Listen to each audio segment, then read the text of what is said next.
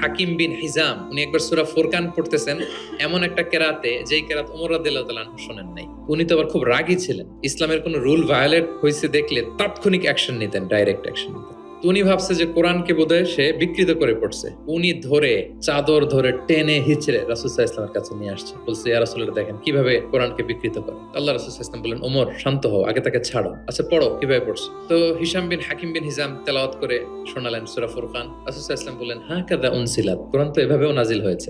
আচ্ছা ওমর তুমি কিভাবে জানো? ওমর রাদিয়াল্লাহু তাআলা আনহু বললেন ইয়া রাসূল আপনি তো আমাদেরকে এইভাবে শিখিয়েছেন। তখন রাসূল সাল্লাল্লাহু আলাইহি ওয়াসাল্লাম বললেন ওয়া কাদা উনসিলাত, এভাবেও নাজিল হয়েছে। আরবি ভাষা 7টা ডায়ালেক্টে 7 ডায়ালেক্টে কোরআন নাজিল হয়েছে। যেমন বাংলা ভাষা একটা, এর মধ্যে আঞ্চলিকতা আছে না? নোয়াখালীর এরাও বাংলা বলে কিন্তু একটু ভিন্ন, চট্টগ্রামের এরা বাংলাই তো বলে নাকি বাংলা, কিন্তু আপনি হয়তো বুঝবেন না, কিন্তু তারা প্রত্যেকেই বাংলা বলে। তো একই আরবির মধ্যেও অনেক আঞ্চলিকতা আছে। এই 7টা আঞ্চলিকতায় কোরআন নাজিল হয়েছে। রাসূল সাল্লাল্লাহু আলাইহি ওয়াসাল্লাম বলেন যেটা সহজ লাগে পড়ো, ওয়াদ্দুহা পড়লেও হবে,